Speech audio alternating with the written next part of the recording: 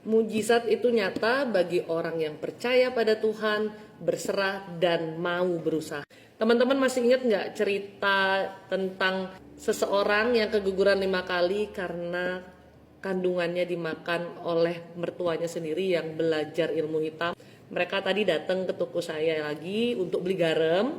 Dan baru aja nih dia pergi naik motor, saya langsung buat VT. Karena saya takut lupa dengan ceritanya.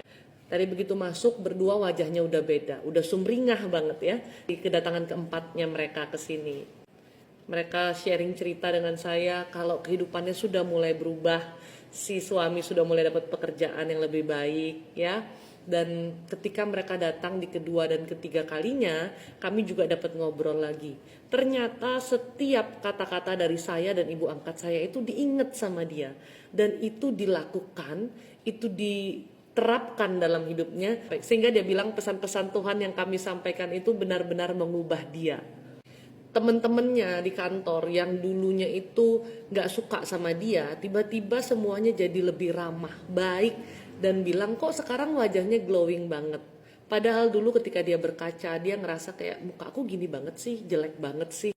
Bahkan ada satu momen di mana seorang temennya yang iri sama dia berusaha menjatuhkan dia. Udah ngelapor ke bosnya. Dia bilang biasanya si istri ini bakal panik banget, bakal stres banget untuk menghadapi masalah di kantor itu. Tapi dia ingat lagi dengan pesan kami, berserah saja, pasrah, ikut jalan Tuhan.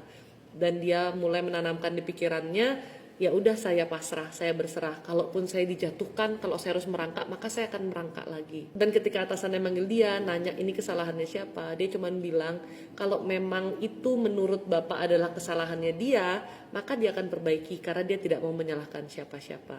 Dan kamu tahu bagaimana Tuhan menggerakkan hati bosnya? Dia malah diangkat profilnya waktu di rapat bersama, sampai orang yang mau menjatuhkan dia itu bingung sendiri. Dan kemudian dia cerita kalau dia itu punya kista, yang mana menurut dokter yang memeriksa di salah satu rumah sakit di Bali sini, kistanya itu ganas. Dan kista yang ganas ini pun langka, yang mana kista ini sudah punya rambut dan gigi, bentuknya itu seperti kayak trompet gitu ya. Dan kista ini akan memakan semua yang baik di dalam kandungannya, termasuk janinnya. Dokter udah wuru-wuru suruh dia operasi di bulan Januari kemarin, tapi entah kenapa dia masih menolak karena dia merasa takut. Selama proses pembersihan, dia memang pembersihan rutin, tidak pernah berhenti. Dan dia juga memakai produk minyak lukat serta Desoil Kasfama.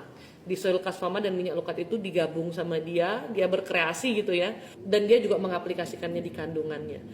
Baru saja kemarin dia check up lagi untuk tahu kistanya dan kista itu hilang sama sekali.